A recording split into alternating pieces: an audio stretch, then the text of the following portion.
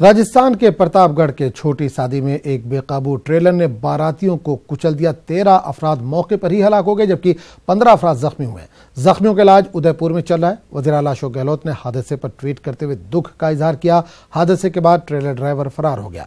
प्रतापगढ़ जिले के डीएम की जानिब से महलूकीन के अहलखाना के लिए 50,000 और जख्मियों के लिए 25,000 मुआवजे का ऐलान किया गया है।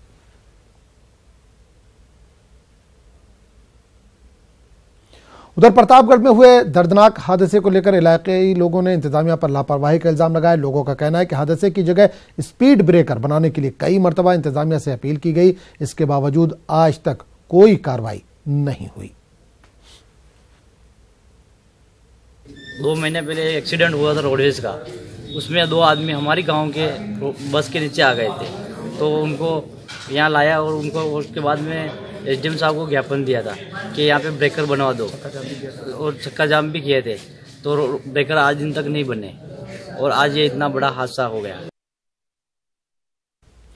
कानपुर में कौमी शाहराह पर ओवरलोड ट्रक की कार से जबरदस्त टक्कर हुई। हादसे में आईपीएस अरुण कुमार के अहलखाना के 4 मेंबरों और ड्राइवर की दर्दनाक हालत में मौत हो गई। मरने वालों में आईपीएस अरुण कुमार के साला, वालिदैन, बहन शामिल है। ये तमाम लोग मध्य प्रदेश के छतरपुर के रहने वाले थे।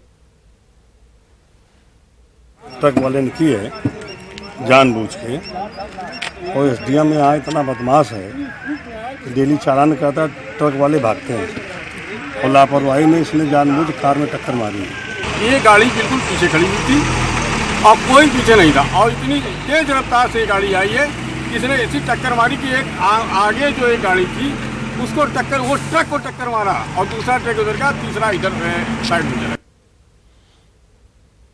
उधर बिहार के मुंगेर में एक तेज रफ्तार ट्रक ने मजदूरों को कुचल दिया। हादसे में 4 मजदूरों की मौके पर ही मौत हो गई जबकि 9 मजदूर शदीद तौर पर जख्मी हैं। जख्मियों को इलाज के लिए खड़गपुर अस्पताल में दाखिल कराया गया। 2 की हालत नाजुक बताई जा रही है। हादसे की खबर मिलते ही पुलिस ने लाशों को अपने कब्जे में ले लिया। बताया जा रहा है कि हादसे के वक्त मजदूर अपने घरों की तरफ लौट रहे थे।